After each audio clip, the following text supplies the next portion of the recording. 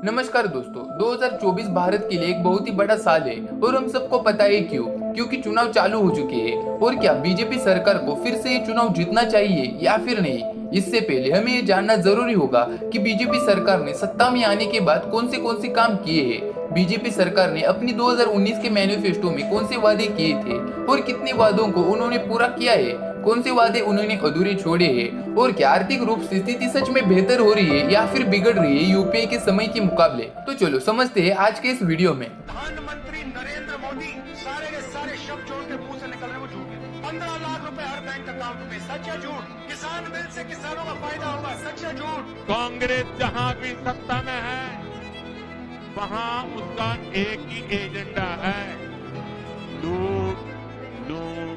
पहला प्रश्न, बीजेपी ने 2019 में क्या वादे किए थे और उसमें से उन्होंने कितने वादे पूरे किए हैं। इसको समझने के लिए ये 45 पेज का मैनिफेस्टो है जिसमें सभी वादे हैं जो बीजेपी ने किए थे। तो चीजों को आसान बनाने के लिए हमने उन्हें 5 श्रेणियों में डाला है, जो कि है सुरक्षा, कृषि, अर्थव्यवस्था, इंफ्रास्ट्रक्चर और सामाजिक सूचक। और कुछ ऐसे भी पॉइंट्स है जिसको मैंने इसमें ऐड नहीं किया, अगर करूंगा तो वीडियो बहुत लंबी हो जाएगी। तो चलो शुरू करते हैं सुरक्षा के साथ। ये शायद बीजेपी का सबसे इम्पोर्टेंट वादा था, राष्ट्रीय सुरक्षा और अंतर्राष्ट्रीय कानून व्यवस्था पर मजबूत ध्यान देना। उनका वादा इतना बड़ा था कि वह आतंकवाद और उग्रवाद के खिलाफ एक जीरो टॉलरेंस पॉलिसी का समर्थन किया।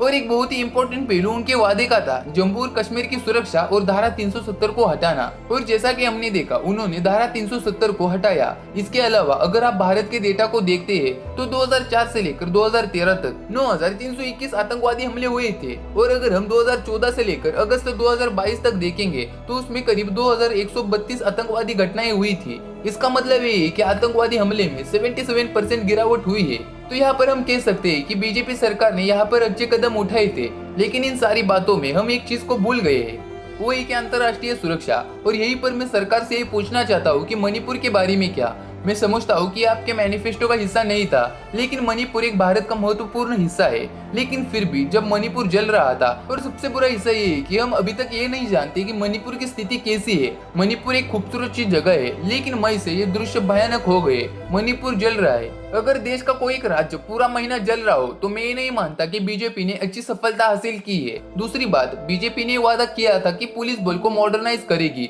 उनकी एफिशिएंसी को बढ़ाएगी। उन्होंने भारतीय पुलिस बल के मॉडर्नाइजेशन के लिए 18,000 करोड़ से अधिक रुपयों की नियुक्ति की थी। पर आपको ये जानकर हैरानी होगी कि बहुत ही बड़ी संख्या में पुलिस स्टेशनों में बेसिक सुविधाएं जैसी वाहन और टेलीफोन की कमी है।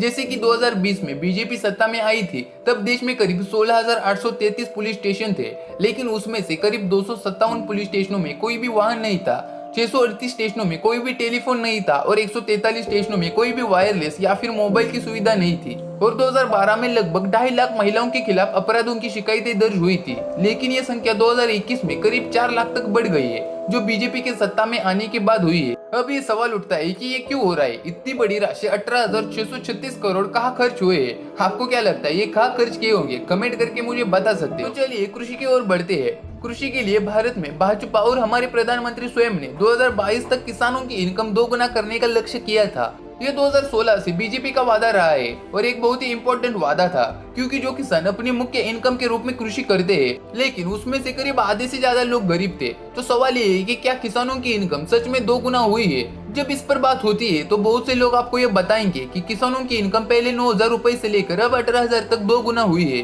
लेकिन असली आंकड़े जो आपको देखने की जरूरत है कि किसानों की इनकम महंगाई के अनुसार यानी कि इन्फ्लेशन के हिसाब से होती है। तो अगर आपकी इनकम 10 वर्षों में 100% बढ़ गई है और उसी 10 वर्षों में महंगाई भी 100% से बढ़ गई है, तो आपकी इनकम एक्चुअली में बढ़ी ही नहीं है। तो अगर आप 2005 से लेकर 2012 तक की संख्या देखते हैं तो असली किसानों की इनकम में 7.5% बढ़ी थी, लेकिन 2012 से लेकर 2016 तक ये सिर्फ 0.44% ही बढ़ी है।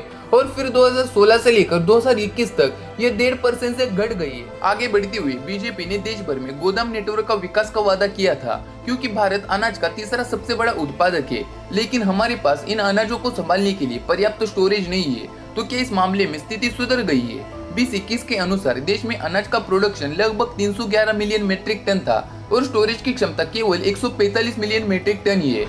इसीलिए स्टोरेज में लगभग 165 मिलियन मीट्रिक टन की कमी है और इसी कारण से भारत में बहुत से अनाज खुले छप्परों पर या फिर जमीन पर रखे जाते हैं। और यहाँ फिर से बहुत ही इम्पोर्टेंट जो काम था जो बीजेपी सरकार ने यहाँ पर नहीं किया, तो भाजपा ने भारत के कृषि क्षेत्रों को मजबूत करने के लिए करीब 7 वादे किए थे, जिसमें से उन्होंने 3 वादे पूरे किए हैं। इकोनॉमी की ओर बढ़ने से पहले मैं आपको बता दूं कि उन सारी 3 चीजों को मैंने पार्ट 2 में बताया है। उन सारी बातों को आपको जानना बहुत ही जरूरी है। तो ये पार्ट 2 मैं अगले मंडे सुबह 9 बजे अपलोड करने वाला हूँ। तो मिलते हैं उसी वीडियो में, तब तक आप लद्दाख प्रोटेस्ट के ऊपर ये वीडियो देख सकते हो।